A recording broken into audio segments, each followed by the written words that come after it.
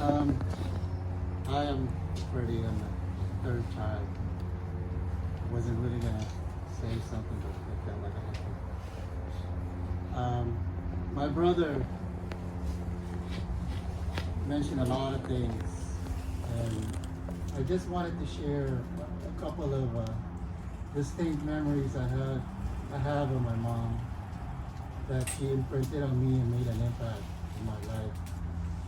Number one was Mama praying every night, specifically the rosary. And number two is Mama always trying to lend a helping hand whenever she can. She prayed the rosary every night. And June remembers this because when we were young, June and I would pray. And then after we prayed, we would go to Mama's and Papa's room. And we would go, mano po.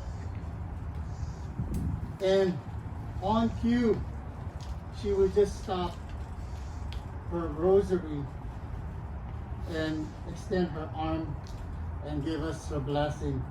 And she would say, "Kawaan ka ng Diyos, magbabait." And roughly translated, it meant, "May the Lord have mercy on you, always be good." Mama was, very frugal, but she was always generous. Like my brother mentioned, she helped a lot of people.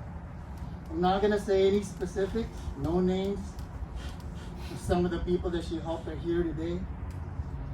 But the point that I'm trying to drive is she helped you when you needed it the most. She helped you when no one else would. And I know she helped me, and I didn't even have to ask.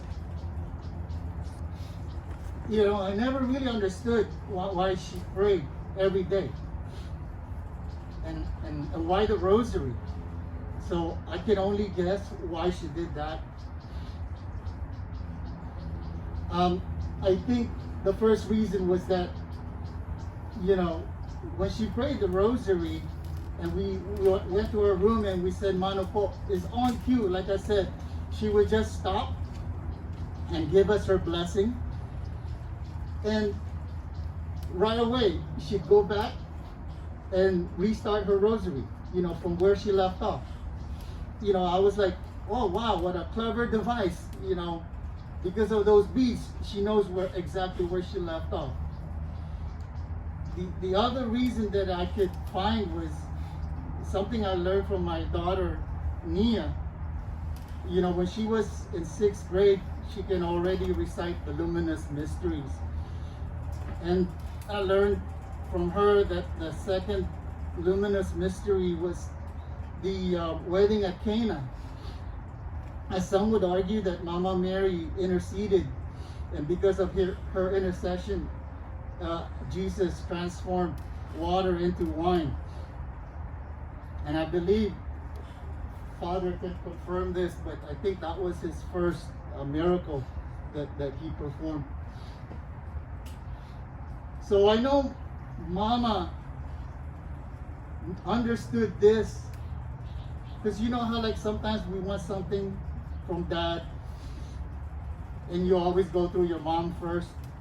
So she knew that there's a special relationship between mom and father, mom and son. She understood that we can get to God, to Jesus, through Mama Mary.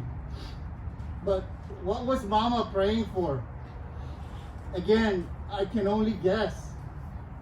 And I would imagine she'd be praying, "Lord God, my son is going to hell. Please save him." And poof, she gave me Melanie. And she saved my soul. She, like I said, she helped a lot of people. She was frugal. She lived a simple life. She prayed every day, went to Mass every Sunday and Holy Day of Obligation. I guess to her, happiness is not in having, but in being. Like having fancy cars or traveling the world or having a big house or a nice career. I mean, those were important. but it was never her priority. Being with friends, family, and in the end, being God is the most important thing. For example, according to my kids, her grandkids, they said that she made the best champorado. Up until this day, I don't know what her secret was. I think it's condensed milk, right? Maybe that's why we got diabetes. I also remember Mama painted Trinity's and Nia's toenails. And I guess my son wanted to have his toenails painted too. They kind of hid it from me, but I found out later though. So Mama did these ordinary things, but they became one of the best memories my kids had with their grandma. You know, they say that saints are just sinners who keep trying. Well, for sure, I'm no saint. But I promise I'll keep trying, Mama. To do the ordinary things, but do them extraordinarily. Spend time with friends, pray with my family, to help others as often as I can. These are your legacies, Mama, and I will try to pass them to my family. So in the end, we can all be together. I love you, Mama.